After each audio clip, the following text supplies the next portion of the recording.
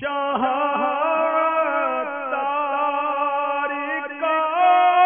پیارا ہے یہ مشتاق عطاری۔ نبی پاک صلی اللہ تعالی علیہ وسلم نے ارشاد فرمایا حسن و حسین جنتی نوجوانوں کے سردار ہیں۔ بے شک سردار ہیں۔ کیوں؟ اگر صرف نسبت پاک مصطفیٰ علیہ السلام کو ہی دیکھ لیا جائے تو یہ نسبت بھی خدا کی قسم سب چیزوں سے بڑھ کر ہے کہ آپ نبی پاک علیہ السلام کے نواسے ہیں۔ اگر صرف اس بات کو ہی دیکھ لیا جائے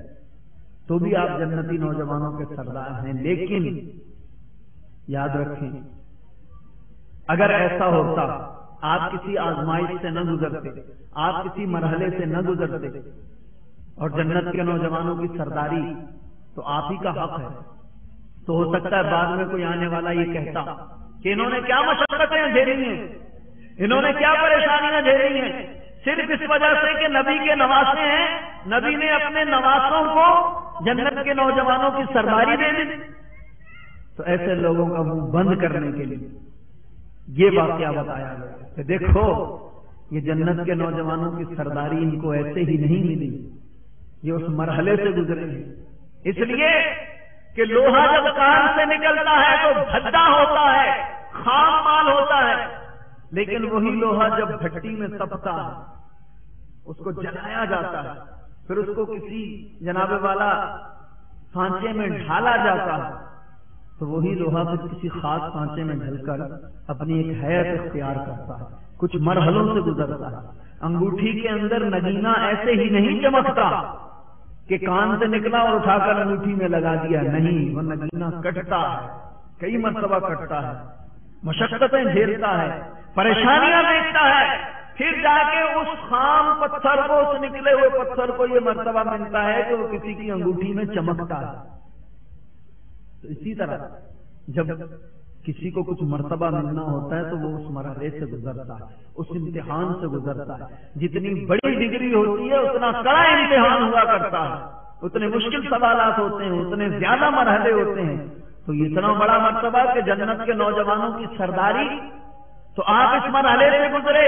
اور لوگوں کو دکھایا گیا کہ دیکھو جنت کے نوجوانوں کی سرداری ان کو ملی ہے، نسبت رسول علیہ السلام کی وجہ سے تو ان کا حق تھا،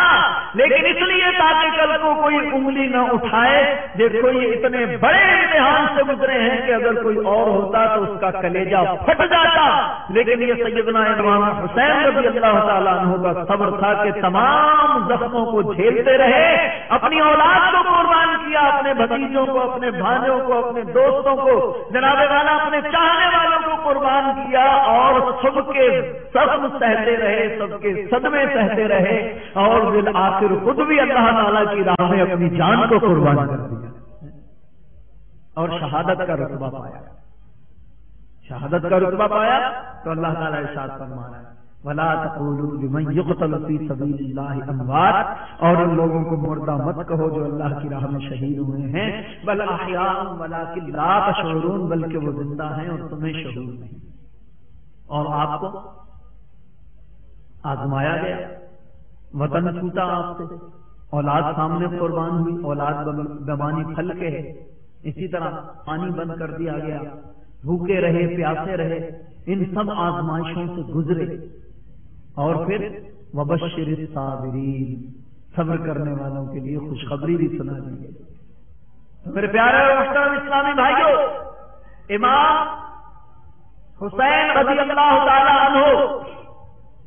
اور آپ کے رفقاء کی ان قربانیوں سے ہمیں کیا پتہ چلتا ہے؟ ہمیں یہی پتہ چلتا ہے کہ اللہ کے احکامات پر عمل کرنے والے، جو اللہ رب العزت اور نبی پاک علیہ السلام کے احکامات پر عمل کرتے ہیں، اللہ تبارک و تعالیٰ ان سے خوش ہوتا ہے اور ان کو وہ کچھ عطا فرماتا ہے جو عام لوگوں کو نہیں ملتا۔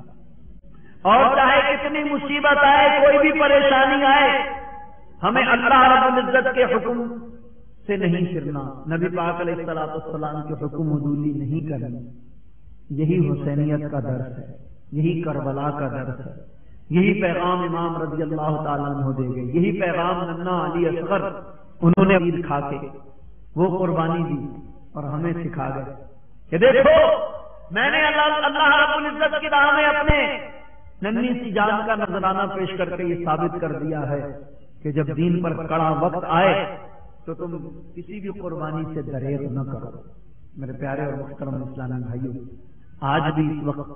ضرورت ہے کہ ہم بھی دین کی خاطر قربانی دیں۔ ہم کیا قربانی دیں؟ جو ہم پر فرائض ہیں، جو ہم پر لازمی چیزیں ہیں، وہ تو ہم پابندی سے ادا نہیں کرتے، تو قربانی کیا دیں گے؟ مثال کے طور پر نماز ہر عاقل و بالغ مسلمان مرد و عورت پر 5 وقتہ فرض ہے۔ یہ تو فرض ہے، اس کو لوگ ادا نہیں کرتے، فضول کاموں میں اپنا وقت صرف کرتے ہیں اور ایسی جگہوں پر اپنا وقت گزارتے ہیں کہ جن سے واضح طور پر اللہ اور اس کے رسول نے منع کیا ہے،